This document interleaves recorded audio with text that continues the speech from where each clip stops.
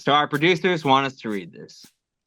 What you are about to enjoy or hate is simply three friends talking football and talking out their asses. Opinions mostly is for entertainment purposes only. You may offer great insights into the NFL and perspectives no one else has. Possible side effects do include feelings getting hurt, being offended, and losing respect for one another. What's up, opinions mostly, friends, family, and faithful viewers? You are tuning in to one of the best known podcasts that is unknown. Brought to you by yours truly, Nick the Shark Herbs. I'm joined with the best co-host of all time. Give it up for Joe, Special Teams Swallerich. What up, Nick? We're doing good, man. Doing good, man. Feeling good on a Wednesday. Dialing it in, but my hot football takes that no one's going to agree with, but are probably right. No. They are opinions mostly. Indeed they are, Joe. On that note, what is one thing you got to note? Oh, man, one thing to note, Nick, we got the NBA season starting up this time of the year, and, it's just another signal of football season getting even further, deeper and deeper into the seasoning season. And thus figuring out what our teams truly are as we think and ponder what can be and cannot be for the duration of this season. That is some deep philosophical shit right there. Right? Bunch of bullshit is what it is. No. yeah, it's a total crock of shit. Well, we appreciate that insight. What do you got to know? Well, my one thing to note, I had a long day. That's why I'm dressed the way I am. I was wearing a tie earlier. I look like JD Vance, apparently, I was told, in a full suit. So my one thing to note actually has to do with last night. I was working Ernest at the Ryman, and I was scanning tickets to help out my team. And whose tickets did I scan? None other than the Logan Webb, one of the best starting pitchers for the San Francisco Giants. He came up right to me, dude, with 3 tickets, and I was like, "Oh my God, this is Logan Webb. You gotta be cool and professional." Like, "Hey, how are you?" And I was like, "Okay, cool." And boom, boom, boom. I was like, "All right, Who are you?" And he was so nice, dude. Like he just has like a nice demeanor. He was friendly. He followed the rules. I didn't have to be like, "Sir, can you please pull out your tickets, sir?" He was like ready to go. He was like, and like I knew who he was because I was like, my face was probably like, "Oh," and then like as I'm scanning tickets and he walks by, I'm like still staring at him, and like my buddy Ron, he was helping me scan tickets. I was like, "Ron, do you know who that is?" And he's like, "Who?" And I was like, "That's Logan Webb." And he's like, "Who?" And I had to explain it to him. And as I'm explaining it to him, I'm like going like, "Yeah, that guy right there." And he turns around and looks at me and he goes, "Ah, shit." I was like, "He knows I know who he is." All right. So it was pretty cool, dude. I mean, I'm a big fan of Logan Webb, obviously, because I'm a Giants fan. So got to scan his tickets. Real nice dude, super humble. He brought his wife. It was all good, man. So what was bigger, Logan Webb or McAfee? Oh, McAfee, hands down. I mean, I love Logan Webb, but McAfee was like unreal. Fun fact number 2. Actually, I can't tell you that. Never mind. I can't say what I was gonna say, but it had to do with McAfee, and he was in town again. I'll just tell you that much. He's back in Nashville, ladies and gentlemen. I don't know what he's doing here. He loves that place. He goes on little side rants when he talks about the Titans against the Colts. He's like, "Nashville, fantastic American city. Like, gosh, I love that place." Classic. I mean, he gets it. He's a bro. He gets it. He understands. All right, guys. You might notice that Aaron is not on the podcast tonight. He has other priorities. Yes, I know. Throw your hands in the air. But the way that we're going to break this Where'd up he go? Who knows? I actually don't even know what he's doing. Joe and I are going to talk about our football stuff on this episode, and then Joe and Aaron tomorrow will be doing our picks episode. So look out for that. All right, let's dive right into it. We're going to recap this previous week, week 9 in the NFL. All the good games, all the bad games, all the games that mostly bad. Fucking stupid. Yeah, it's been a weird football year. We say that every year, but it's weird this year. Starting out, we had the Ravens taking down the Dolphins 28-6 on Lamar's return. He torched Miami with 4 touchdown passes. Love to see it. Derrick Henry had 19 rushing yards for 119 yards. Joseph, anything you want to talk about other than Miami sucks? Yeah, Chris Greer, the GM for the Dolphins, got fired the next day. Chris Greer was with that franchise since the mid 2000s, started out as a scouting director and worked his way up.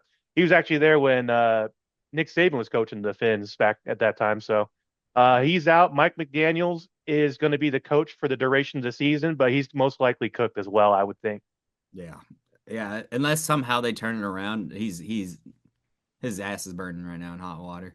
Yeah. Um, all right, perfect. Moving on to Sunday, our Sunday games. First window, we had the Bears against the Bengals. This was an interesting game. The Bears won 47 to 42, making up all their points in the second half.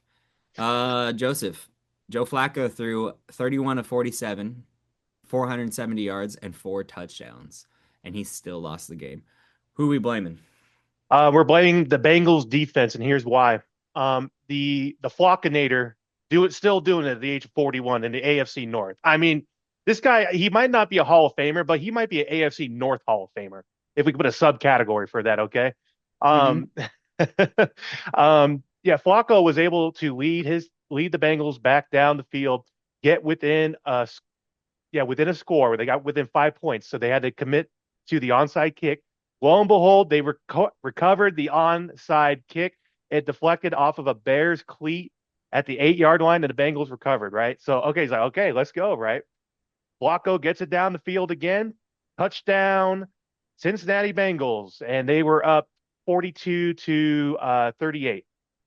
And then Caleb Williams, the Bears get the ball. They come down the field. Caleb Williams throws it to his first round draft pick tight end, Colston Loveland, for a 25-yard gain. But wait, there's more. He spins out of a hit and gets a touchdown for 58-yard touchdown. Bears go up 47-42 with 25 seconds remaining. This was a wild finish. And once again, the Bengals defense comes up short. The Bengals have scored like 85 points the last 3 games and still lost. Or the last 2 games, excuse me. Last 2 games and still lose. Unbelievable. Chase Brown said we need to finish the fucking game in the locker room. Jamar Chase was caught just yelling into the air out of frustration. Can we get one fucking stop while going down the hallway after the game? Bengals are in a bye week this week, so they will not be losing by 5 points while putting up 40 points minimum. Yeah, it's crazy, dude. When your defense cannot hold up for you guys to win a game, when they're the missing piece, really, like you said. I mean, it's unfortunate, Joe Burrow's out this whole entire season, maybe coming back towards the end, but at this rate, they won't even need him to play. So, one thing I thought was kind of funny is Chicago had four different people passing the football. Did you know that? They had a lot of trick plays in that game. It was Yeah. crazy. So Caleb Williams obviously doing Caleb Williams things, 20 of 34.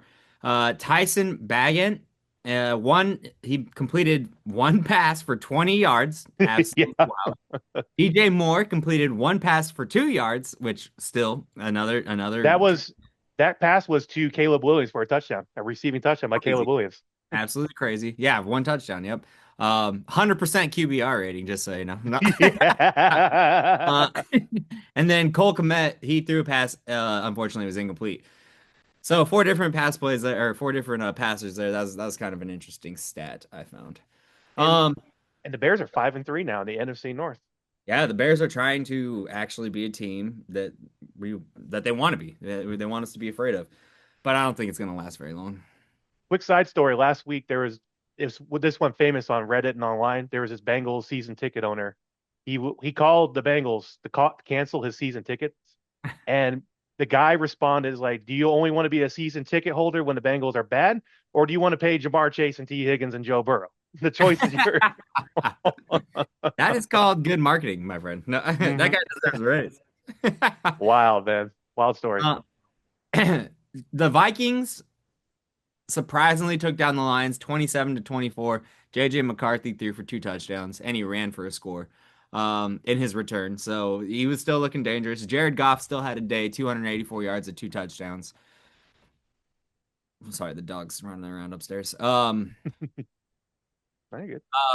I think this game was a surprise to me. I really thought the Lions were going to keep that rolling, but there was a lot of surprises this week, and the NFC North is just a melting pot right now in the sense that any team could technically take the NFC North. Anything you need to say? Jameer Gibbs, 9 carries for 25 yards. That's not a lot of carries for the type of player that Jameer Gibbs is. Hmm. Um, Also, the Vikings were able to generate some turnovers, and McCarthy was able to capitalize on it. And the pass rush was there all night for the Vikings. They had a lot of corner rushes with oh man, I'm blanking on Minnesota's corner, number 22. Oh, what's his name? What Harrison Smith. Harrison Smith, thank you. There was a bunch of third down plays where they did a corner blitz, and you see Harrison Smith either hitting Jared Goff or pressuring, and you could definitely see the impact it had on the Viking or the Lions offense. And McCarthy, dude, I think McCarthy is definitely here to stay. He had a fantastic. Hey, It was like sorry. third. It was third down and like 8 or third down and 5. He had a fantastic pass to Jalen Naylor, back corner, back shoulder pass, about 20 yards out on a fade. Beautiful pass. I mean, JJ McCarthy is definitely going to be a problem in the NFC North going forward, Nick. Yeah, he does look pretty good. I mean, he didn't have the best QBR at 54.5%. But he knows how to win games, and that's what you need to do in the NFL. You don't have to really be a good quarterback. You have to be a game manager. And I think he did more game managing than he did show out, in my opinion. He didn't need to show out in that game. Defense, special teams took care of business. All he had to do was Exactly. get the ball to the playmakers and let them take care of, right? And that's exactly how you game. That's how you manage a game. Unlike Also, this next. Oh, go ahead.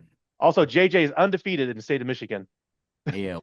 Nobody cares. Ugh. Packers Uh, Jeez. I was gonna say, unlike this next game, the Panthers and the Packers. Oh my gosh. Panthers won 16-13 in the stupidest game of all time. Get it out. Because you see, you had to the roll in your. You don't know which you want to do. You want to roll your eyes or put your hand in your face, like you have to shrivel up your like Yeah. We lose such stupid games. The spread was like 13 and a half. Dude, 13 and a half. Yeah. what the are you joking? Are you Packers joking? didn't even score 13 and a half. Yeah. Yeah. Yeah. Yeah. Technically, it was negative point 0.5 to 16. Um, I have a lot I really want to say, but my biggest concern right now is obviously Tucker Kraft going out with his ACL. He's out for the rest of the year. Terrible, man. That's a huge hit to our offense. That sucks. Jordan Love, man, he's trying, but I don't know what it is. I want to really honestly I want to blame coaching. Matt LaFleur, I love Matt LaFleur, I really do. I like him, but he's kind of getting lazy in my opinion. I think I said this last week and I'm going to just reiterate it cuz you saw it's like it's like stop and go traffic. You know, when you're in stop and go traffic, you're like hit the gas, hit the brake. Hit the gas, hit the brake. Hit the gas, hit the brake. We want gas, bro. Just gas it the whole time. If something's working, fucking go, brother. Like, what are we doing here? Um, all in full disclosure, I was watching the game at Dollywood, like on and off, on and off, and then I watched the recap after. Some notable things is Josh Jacobs carried the ball 17 times for 87 yards, averaging 5.1 yards a carry, and he got a touchdown, which saved one of my parlays, thank God. Jordan Love, 26 of 37 for 273 yards. Still had a better QBR than McCarthy, just so you know, at 66. We have the our wide receivers are starting to step up and develop, with the exception of Matthew Golden, who is hurt, and then also there's he's fresh. Understandable. Rookie. Yeah, Yeah. rookie. Um, Romeo Dobbs, 7 receptions for 91 yards. He was like the only guy that Jordan Love was throwing the ball to, Yep. Yeah, which he was. it works until everyone knows that he's the only guy you're throwing the ball to. Where's Christian Watson at? Like 2 receptions, 58 yards. He's only hitting him on the deep outs. Um, Luke Musgrave, he came in because Tucker Kraft got hurt and he was putting on a show. He had almost like garbage time, sort of, except it was only just garbage for us. Uh, 3 receptions for 34 yards. So he's looking to be a good guy to pick up in fantasy if you guys got um if he's still available. I picked him up in the three leagues that I had Tucker Kraft in. I dropped Tucker Kraft, picked up Luke Musgrave. Um, on the flip side of the ball, to lose to Carolina and put Carolina at 5-4 is kind of crazy, kind of wild. Bryce Young didn't really do much, but he found a way to help win the game, and that's what you need to do. We were talking about game management. Get the ball He down the literally game managed 100%. Yeah, get the ball down the field, don't do turnovers. He only had one interception, Rico Dowdle, ex Cowboy, he rushed for 130 yards or something like that, 135, I don't know. Two touchdowns. Where are we stopping the run game? Where the hell, what are you doing with that? Micah Parsons and his pressure and stuff. He's disruptive. He's super disruptive guy, but we got to start getting to the quarterback. We got to figure this out. And then when we do, and they know it's coming all the time, and then they run the ball, we Yeah. need to learn how to stop the run. I'm just kind of over McCarthy's play call of Josh Jacobs carried the ball 17 times. 17 times. 87 yards. Why are we not switching it up with more play actions, more wide receiver screens? Like utilize the tools that we have. Let Jordan Love start to get warm and keep him throwing that ball short. Just throw it short. We used to dunk off all the time and it was too predictable. Now we're just taking deep shots all the time, or we're just going to the same guy all the time. I just don't really I don't understand what we're doing here. I just don't understand what we're doing. Our scouting is obviously garbage, and we're not watching tape. We're not watching games. We're underestimating easy teams. It's like, oh, we're playing the Panthers. We don't have to do anything this week. We'll just figure it out a day of. There's like no prep. You can just tell that there's no prep. I'm gonna blame coaching for this loss. I think if we had a better game plan and we learned to adapt, because we are a second half team for whatever reason, we could have scored more than 7 points, the touchdown in the fourth quarter. Have at it, Joe. Well said, Nick.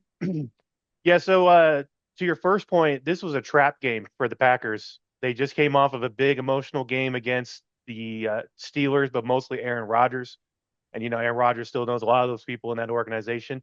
And you guys know who you play next week on Monday Night Football? Yeah, Philly. Philadelphia Eagles. Oh. This was a trap game. This was a rat poison game, as Nick Saban likes to put it. And to your point, I don't think there was enough put into this game to really develop a game plan to beat the Panthers.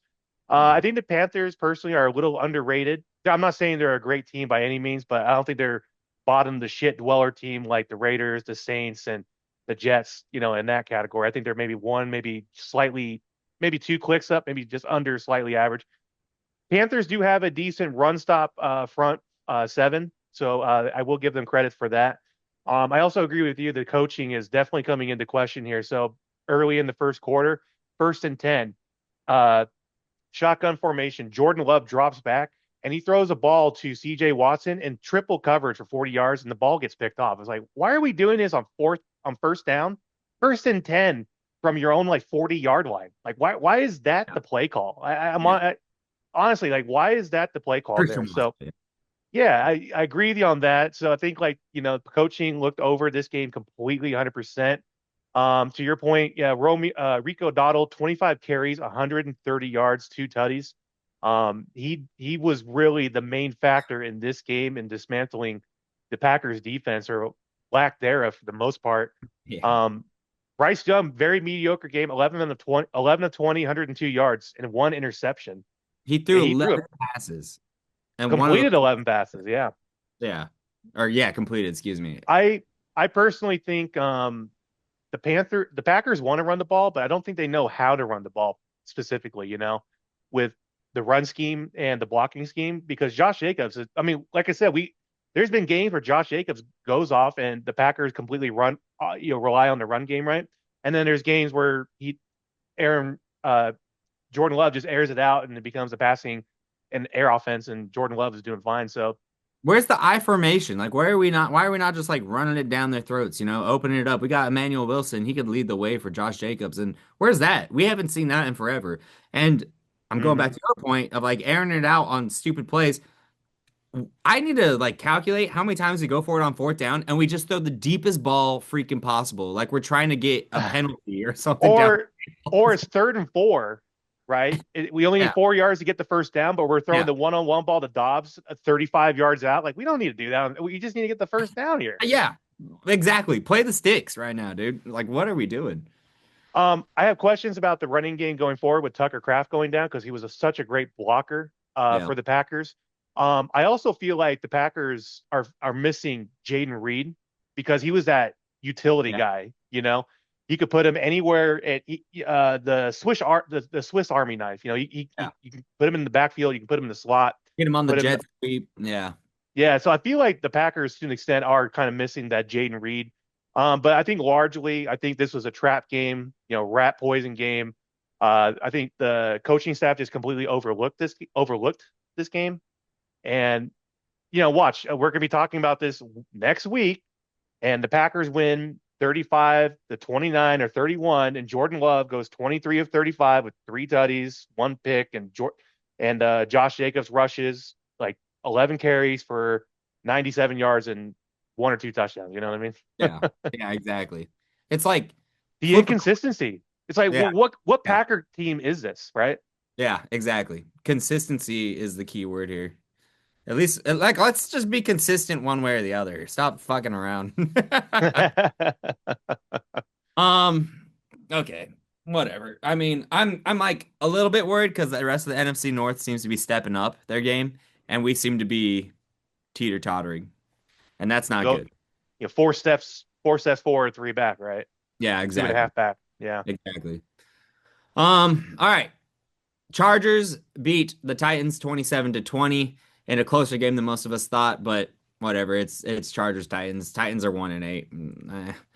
Joe Joe Alt went down with a in that game with a high ankle sprain. He's going to be that was the same leg he had a high ankle sprain in earlier this season.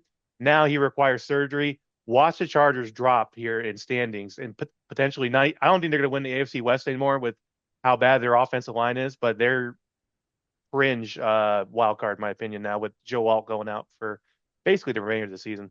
Justin Herbert led his team in rushing yards and carries too. He had 9 carries for 57 yards. That's crazy. That's not good, man. That's not a good recipe for the quarterback. No, he's gonna get tired out and get hurt. We gotta be Yeah, careful here. or both. Yeah. Falcons lost in a close one to the Patriots, 23-24. Drake May still proving that he is top dog, taking the Patriots to 7-2. Um, I don't know. Falcons are kind of doing the same thing the Packers are right now. What are we? Are we good? Are we bad? Are we flipping a coin today? Um, yeah. Well, now there's questions about Michael Penix. Like they selected him that high in that draft with Caleb Williams, Jaden Daniels, Bo Nix, JJ I, McCarthy. I think he'll be fine once they can figure out their offense, like their offensive scheme. Their offensive schemes, like I said, all over the board. They're kind of just like, oh, we got Bijan Robinson, we'll just run the shit out of him, and then all of a sudden it's like, no, we're just gonna throw it every 3 downs and hope to God we get a first down or a touchdown or something out of it, like a big You, play. you know what the biggest culprit is? Their head coach is a defensive guy. Hey, that's how it works sometimes, you know what I mean? Hmm. That's why they only lost by a point. Defense game. Um, keep your eye on the Falcons there. 49ers, they beat the Giants 34-24. Christian McCaffrey had he's been like not quiet, but like people haven't been really talking about him this year. It's kind of funny. Like, you used to hear his name all the time every week. Oh, Christian McCaffrey, Christian McCaffrey. Yet he is still dominating the field. I mean, and in fantasy, holy shit, dude. He's putting up 25, 30 points every single week. He did get snubbed on a touchdown, I think it was last week, but other than that, he's scored almost every single game. He rushed for 106 or 28 carries, 106 yards and a touchdown, and he caught 5 receptions for 67 yards and a touchdown. I think he's in the top 10 wide receivers this year. Receptions. Yeah. Yeah, in receptions and yardage. So Well, the problem is the Niners are playing all these bottom dwelling teams that they just don't get the national coverage that they were getting in years prior. where they're always like the premier game to watch on either Sunday or Monday Night Football or the afternoon game on Sundays. Their strength of schedule is the easiest. That means they're playing bottom dwelling teams, so they're just not getting that notoriety. But I'm also going to say they're not going to get that notoriety with how injury ridden they are. There's Yeah. really no star. He's the only star player out there right now, offensively and defensively for the Niners, outside of Kittle too. But yeah, But that's why I think that they should be talked about more. Is like he's doing it all. Why are we not hearing his name all the time? He's the one. He is the team. He is the team right now. well, we say that about you can say the same thing about what's his name, the running back out of Indianapolis, Taylor. Yeah, Jonathan Taylor. Jonathan Taylor. It's like Jonathan Taylor's been great, but Colt's been mediocre, so they don't get that national recognition over the I last mean, couple of Daniel years. Jones has been doing good. He's had a No, good. I'm sorry. I mean like years prior though to like right now. Oh yeah, I was like he's yeah. Okay, I see. Um, yeah, that's the Niners for you. Speaking of the Colts lost 20-27 to the Steelers, which means the Packers beat the Colts because we beat the Steelers. Oh So God, transitive property again here. Yep. speaking of Daniel Jones, dude, 31 of 50 passing attempts, dude, that's crazy. 342 yards and a touchdown. Jonathan Taylor carried the ball 14 times, only had 45 yards against that Steelers defense. Michael Pittman, 9 receptions, 115 yards. Michael Pittman is another guy that I think flies under the radar. He's had a good year this year, and he deserves more credit than he's getting. I mean, the He whole puts up team. numbers for me in fantasy. Yeah, yeah. Solid player. Colts are 7-2. Steelers are 5-3. How do you love Aaron Rodgers? Well, it wasn't really an Aaron Rodgers game. This was all about the Steelers defense, the oldest and most expensive defense in the history of the NFL. They generated 4 turnovers, and the offense was able to capitalize on that. Daniel Jones, I don't think he reverted back to a pumpkin at midnight like in Cinderella. I think this is just a game where the Steelers defense and TJ Watt dialed it up, Yeah, got to the points they needed to. Bad game for the Colts. I don't think there's anything to look over on this game. yeah. I guess that's a good point. Because he did throw 3 interceptions, so give it to the Steelers defense there. Okay. Sorry, lost my spot. Broncos. They beat the Texans 18-15 in a close, low-scoring game. Bo Nix is Bo Nix. Bo Nix is a lot like Mac Jones, in my opinion. Both talented young quarterbacks, same play style. He threw 173 yards, and 2 touchdowns. CJ Stroud, I gotta look at his stats here. CJ So Stroud, on the other hand, 137 yards, 17 to 30, no touchdowns, no interceptions. real quick, CJ Stroud went out of the game halfway through the second quarter with a concussion. That's right. Okay. I knew I was missing something there. I was like, that's not right. But he's still. I effed that up. That was Davis Mills stats. CJ Stroud 6 of 10, 79. Okay. Hey, Might have been the first quarter, but yeah, just he went out in delete the first. just delete that whole That game was a barn burner anyway. You can keep it moving. It Yeah. was a terrible game to watch. Perfect. That's what I wanted to hear. That's why I set you up. Jaguars. Jaguars won 30-29, dude, against the Raiders. Jaguars are 5-3, Raiders are 2-6. This game went into overtime.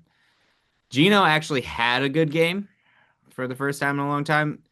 29 of 39, 284 yards, and 4 touchdowns. It would have helped if he did that earlier in the season because I would have kept him on my fantasy football team, and that would have been a good showing. Brock Bowers, dude, 12 receptions, 127 yards, and 3 touchdowns. Joseph. So this game I'll be honest with you. This game started out as complete utter dog shit. I mean, no one could do anything in the first half. Second half came around, people started getting moving. Trevor Lawrence had his touchdown, rushing touchdown, just reaching over the goal line. Geno Smith was dialed in. I repeat, dialed in to Brock Bowers, man. Brock Bowers could not be missed. 12 receptions, 130 yards, 3 touchdowns. Whoever had Brock Bowers in fantasy last week, congrats. He probably had close to 50 points.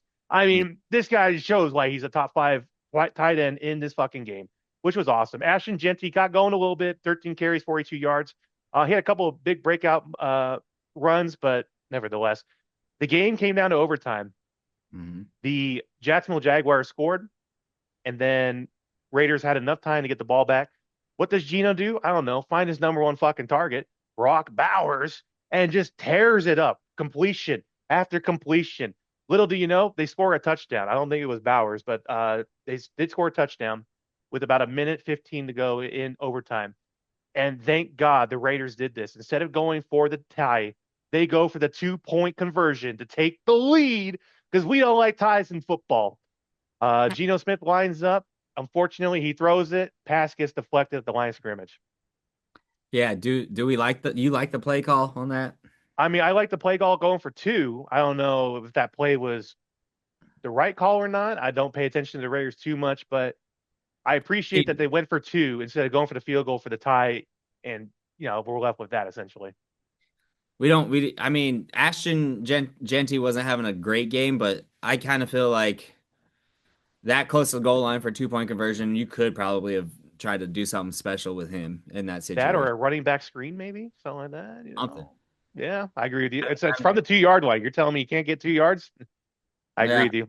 I mean, I get the Raiders too wanting to go for two in overtime. Like, why not? They have nothing really to lose. But if they would have just kicked the extra point, it could have been a different story. But hindsight's 2020.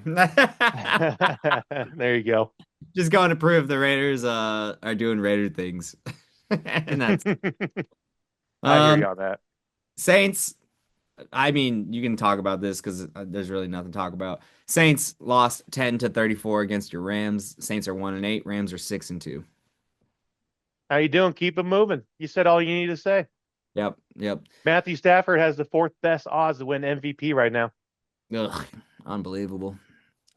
Chiefs, they played the Bills.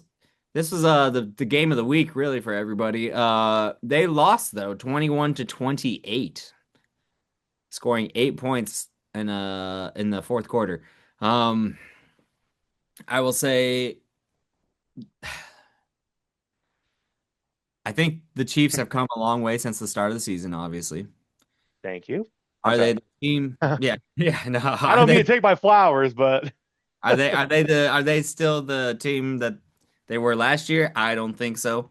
I yeah. think there's cracks in this ship here, and the ship's starting to fill with water. The Bills, on the other hand, solid team all around. Josh Allen, MVP for sure. 273 yards and a touchdown, and that man knows how to win games. He knows how to win games, and that's what we're looking for out of an MVP. Yeah, I mean, the Chiefs are looking a lot better now that they're getting all their people back from suspension and injury. Josh Allen, 23 of 26, 273 yards. We'll talk about efficiency. Um, it's like, hooray, the Bills beat the Chiefs in the regular season in week 9. Awesome. Can this translate to the postseason when they meet in the semi-final championship in the AFC or the AFC championship? Like that's the game we're all looking forward to. And that's what we all discuss on opinions mostly is like, yeah, I mean, the Bills keep beating the Chiefs in the regular season, but we got to get it done in postseason, brother. That's great for the Bills. I mean, that gives them position, in the division and playoffs ultimately and knocks the Chiefs down a peg for maybe the Broncos overtaking the AFC West. But I'm just nice, but let's make this translate to the postseason, please. Yeah. Defense for the Bills is still a little suspect, to be honest. I mean, yeah, but you can say the same thing about the Chiefs. Patrick Mahomes couldn't connect with much of anything. He had one interception, no touchdowns.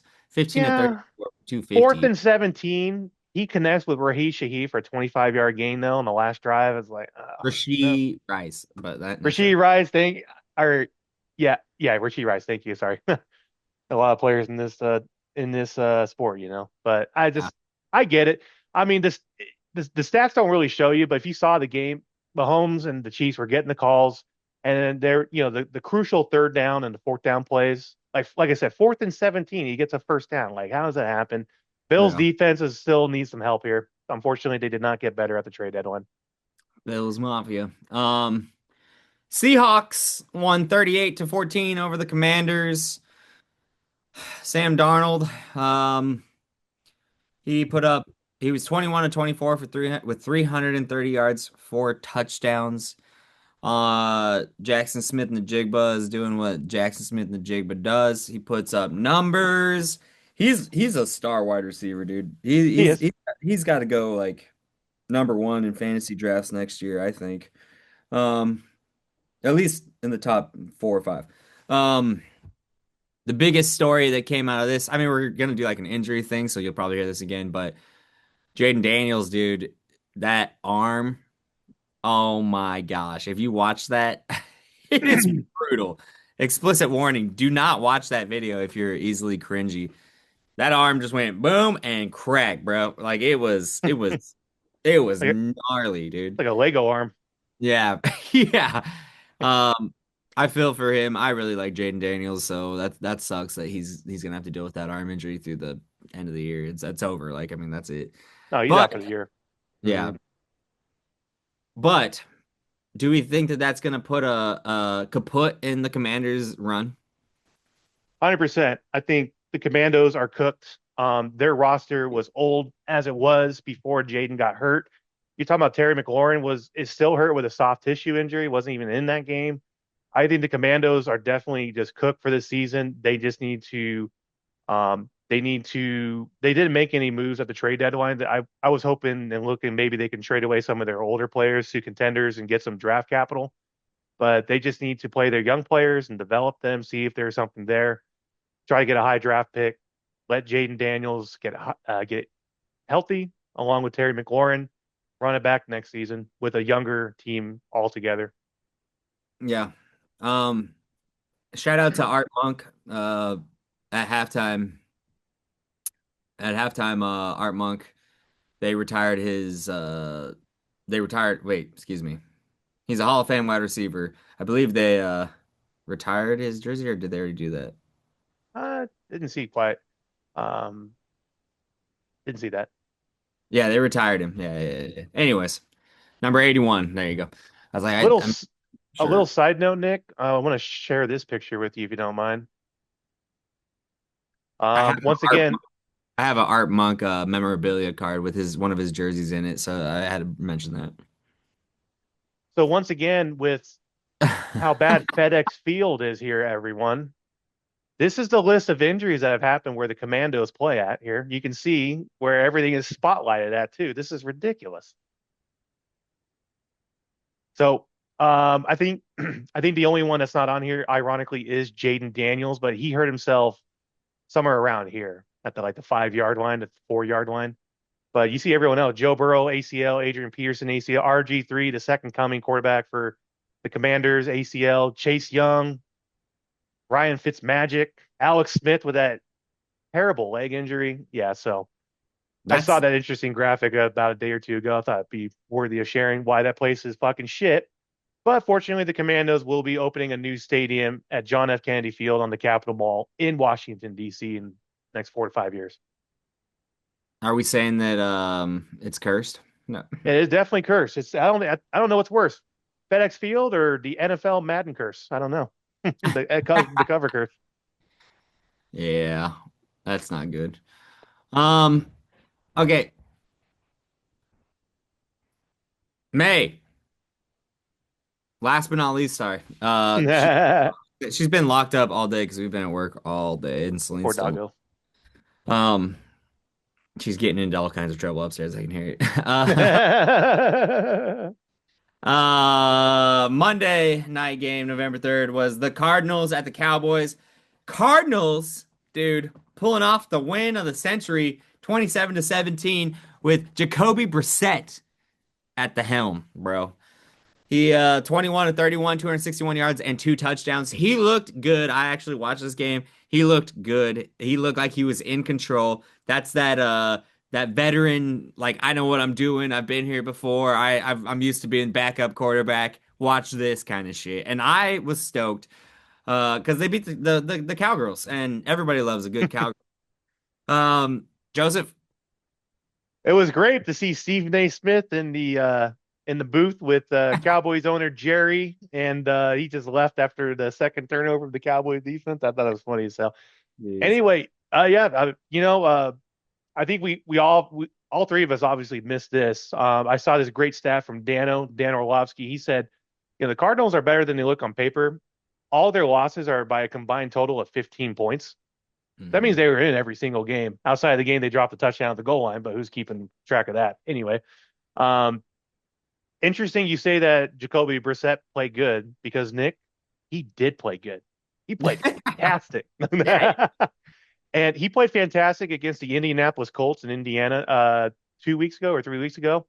And it's funny you say that. I appreciate that you mentioned that Jacoby Brissett played good because Kyler Murray got placed on IR this afternoon for 4 games, Mhm. and there seems to be a shift in the locker room of Jacoby Brissett being the starting quarterback. And you look at the stats between the two quarterbacks that started, Jacoby is producing. So, is this the Cardinals looking to move off of Kyler in the future? We'll see. But Jacoby, he's balling out, and let's be honest, Cowboys are cooked. Let's just stop talking about them, unless it's Yeah. about fantasy. Yeah, right. Yeah, that's all they're good for, really, at this point.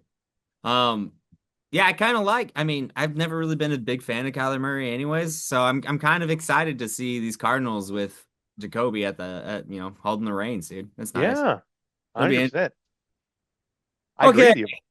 let's keep moving on so we can get this thing going and get over with. Because as much as I love to be here, I'm tired of shit.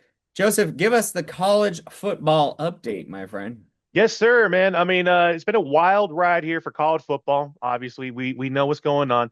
I think the big thing that happened was the college football playoff committee came out with their first inaugural list of the college football playoff here. We'll just share it to the crowd here so they can see what's going on here.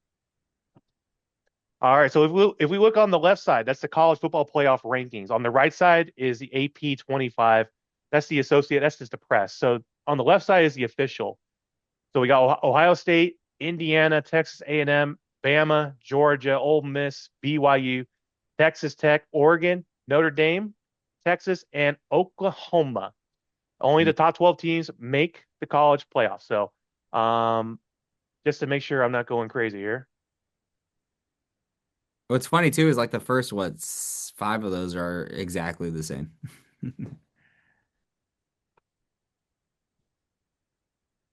Oh, I'm sorry. This is what I should have showed right here. So this is right here. Number one seed. It's still pretty consistent. And then the big one's the Memphis Tigers here. That was the number 12, number 10 Notre Dame, number 7 BYU. So that was the big thing. Bring in the controversy if you want. Texas and Arch aren't on there, which is a big one for sure. But if we're going into next week here, we're looking at week 12 here. Uh, the notable matchups there's going to be in the afternoon here. May, what are you doing? Notable. LSU at Alabama, Navy at Notre Dame, Auburn at Vanderbilt. Nick, Vanderbilt might Vandy, crack the playoffs here, man. Vandy looking good, man.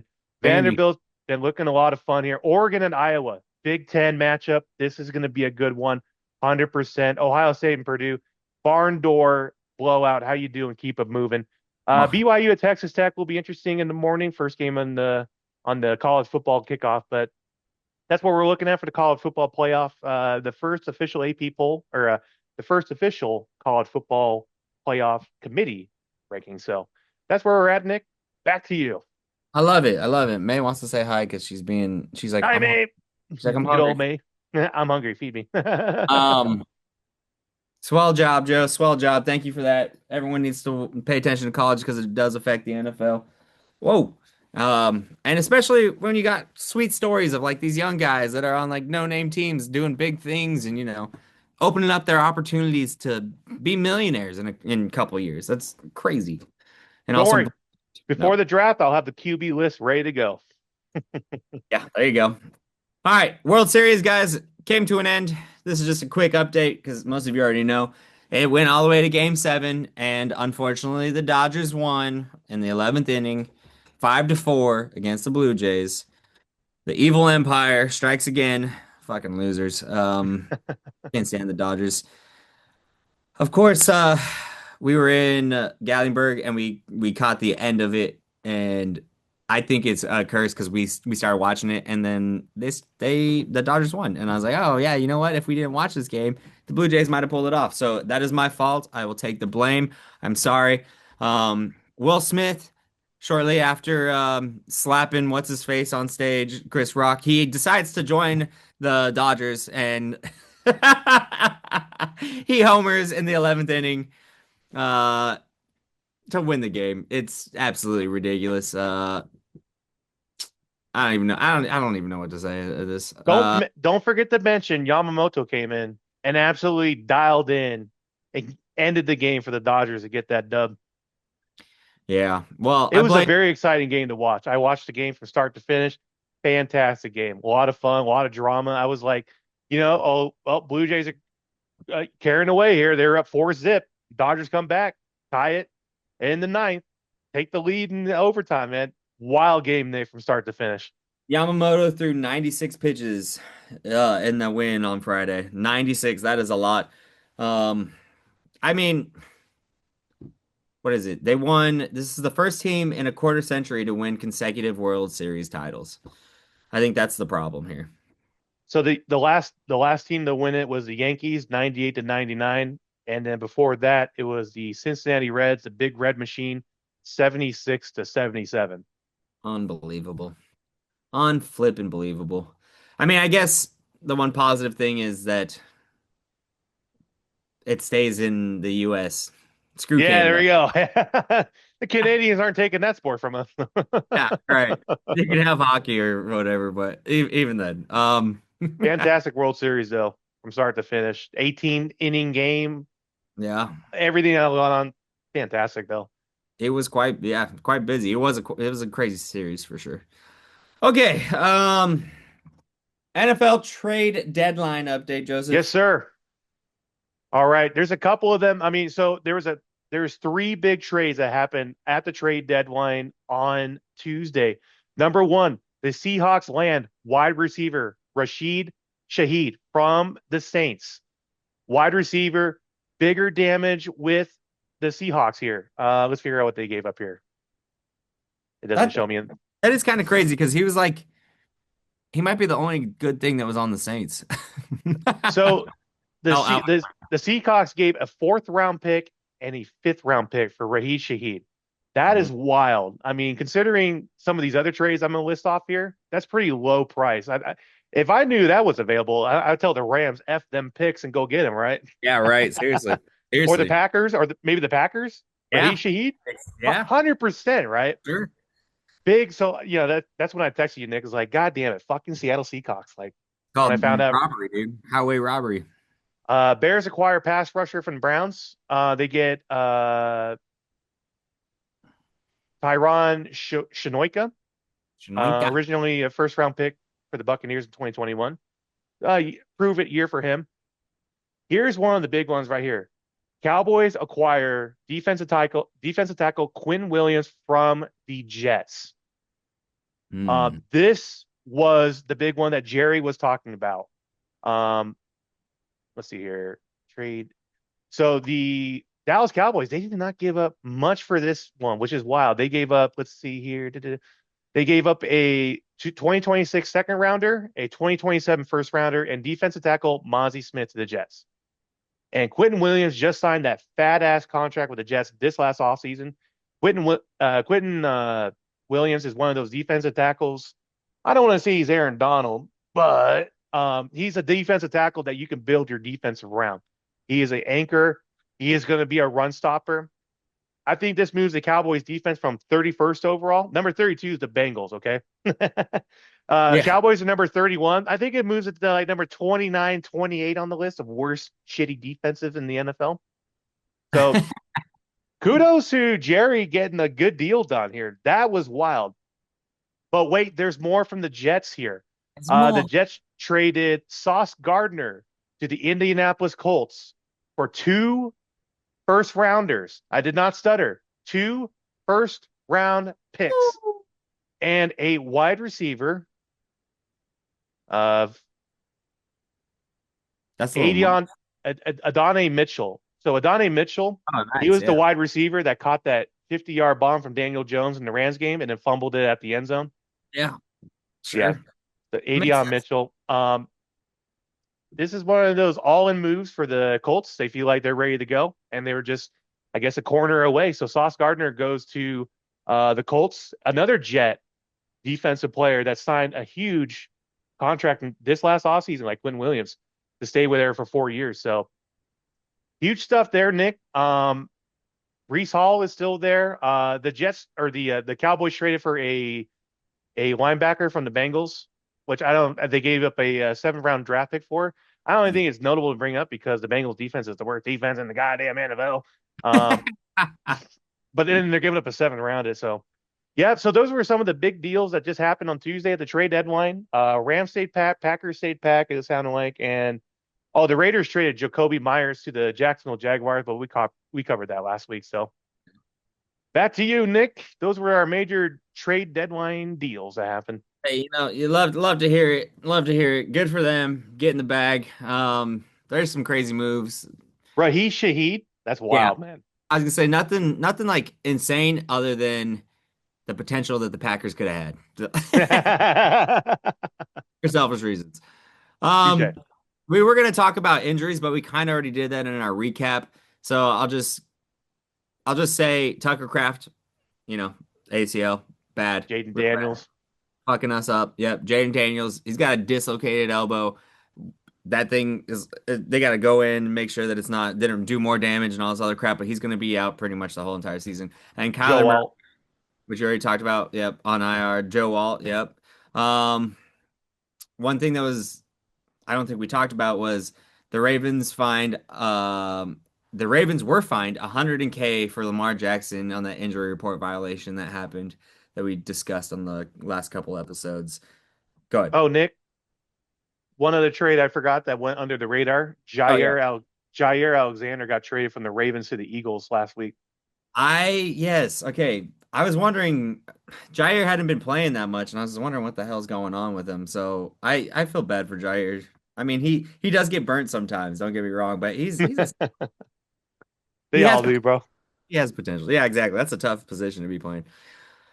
I can't remember. Is there any other? I mean, we already knew Travis Hunter. He's on IR. Mm-hmm. That was a big one, especially for a dual threat such as himself. Yeah. If there's anyone that we forgot, leave it in the comments, guys. Let's get some conversation going here. Let's get some open dialogue. I left a couple out there, Nick, but they weren't notable, so I'm waiting for the hardcores to identify them. Yeah, we need the hardcores to step on in. We need a producer so that way we don't have to look up all this information ourselves. It's a lot. Houses and babies and shit coming. So, all right, Joe. Let's do the special teams corner with the man himself, Joe Special Teams. All right, Nick, we're going to keep it as short as possible here. We had a crucial play here in the Lions and Vikings game here. We had a blocked kick. It's a little glitchy on my end, but maybe it'll show up. Isaiah Rodgers with the blocked field goal for the Lions, put them in prime time position here to basically let J.J. McCarthy score. How about that? How you do it? Keep it moving here. I'm sorry. How about that? How about that? We had a Cam Little, Jacksonville Jaguars at the end of the first half here. I'm sure you guys can see it. It's all laid out. End of the first half. 1 second to go. 70-yard field goal attempt. Let's let it run. Boom.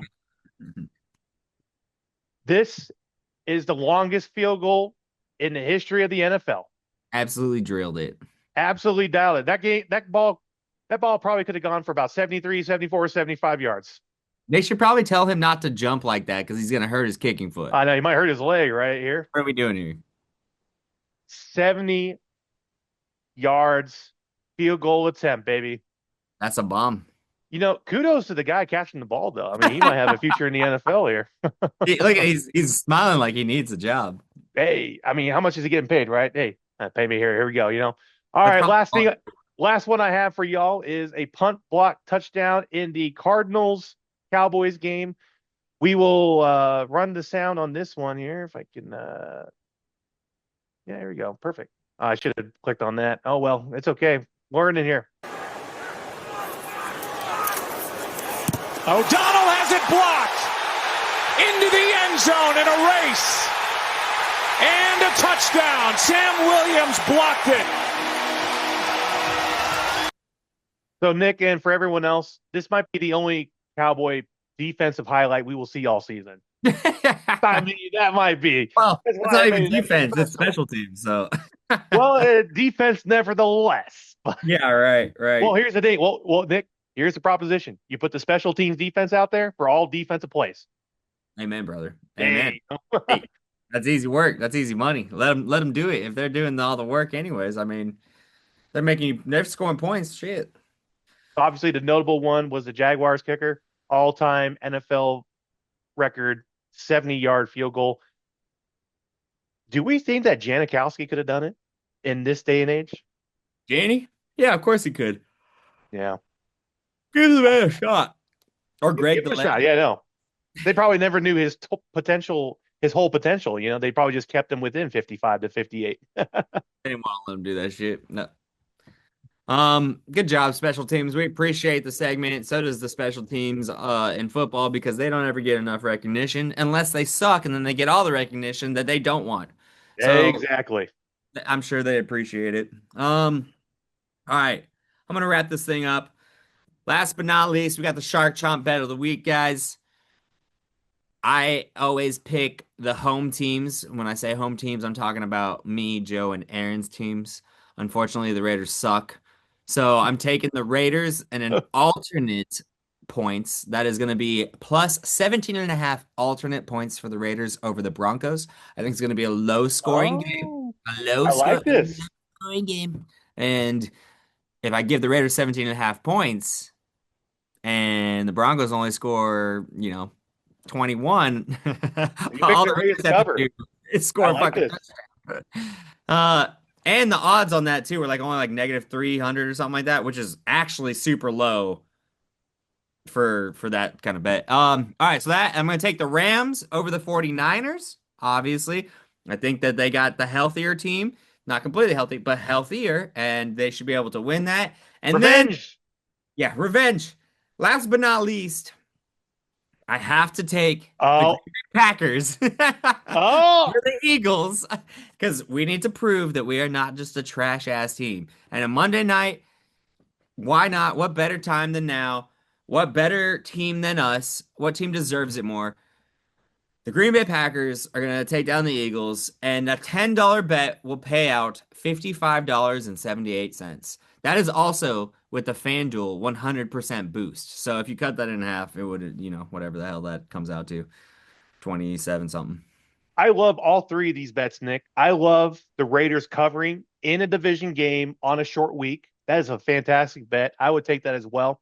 I appreciate the Rams shout out and agree. It's time. The Rams got to get their mojo back against the Niners.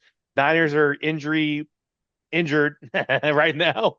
Yeah. And look at the Packers track record after they come off of a trap game or a rat poison game. Look how they perform the game after that. Yeah. Nick, you are spot on. I give these bets 100%, baby. Let's go. I appreciate it. Couldn't have done it without your team, honestly. I'm gonna do something else fun real quick. I went to Dollar General and I bought these cards because they were $3. Okay, $3. This is I don't even know what the hell these are. Pro Picks, Rookie and Future Stars, and it says 2 factory sealed packs with 3 assorted cards. I'm gonna open these up. 2022. I don't know if you can see this. Oh, from 2022. Yeah. Oh, this will be interesting. Okay. Oh, let's see what's in here. It's just Dollar General pack. First off, you got the 2 pack here, and who's on the cover?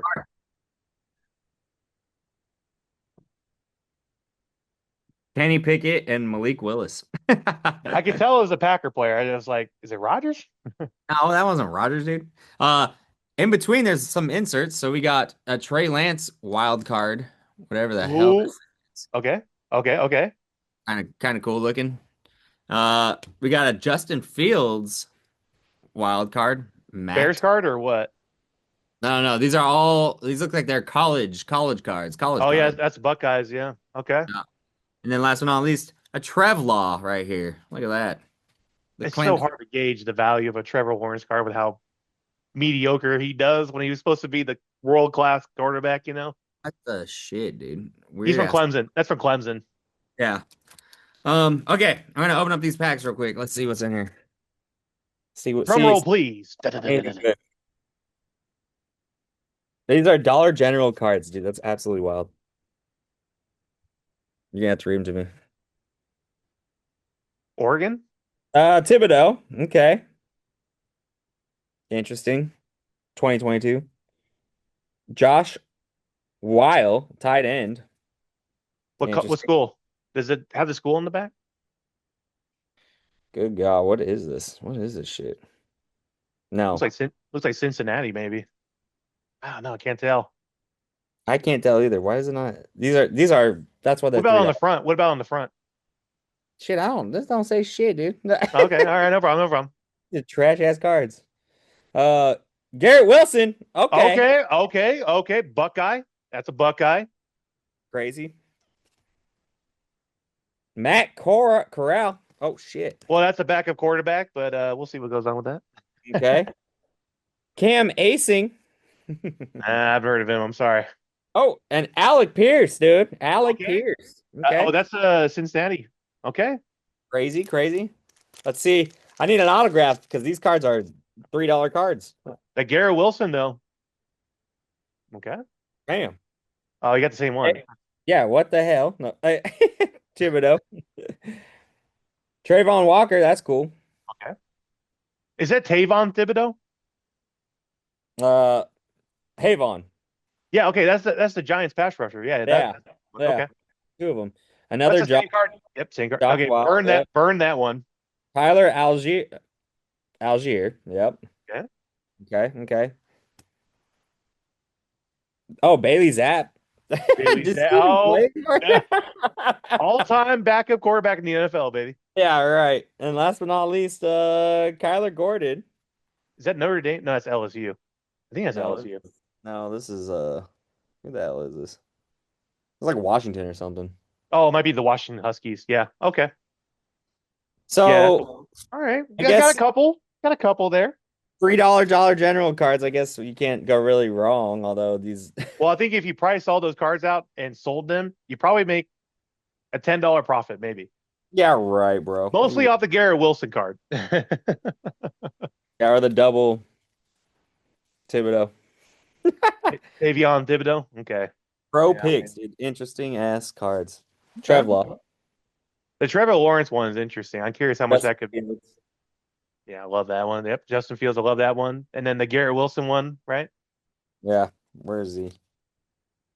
Okay, that was weird. I mean, it was fun for $3. You can't really go wrong. So I think you made a profit, Nick, if you get them marked and sell them, baby. yeah, boy.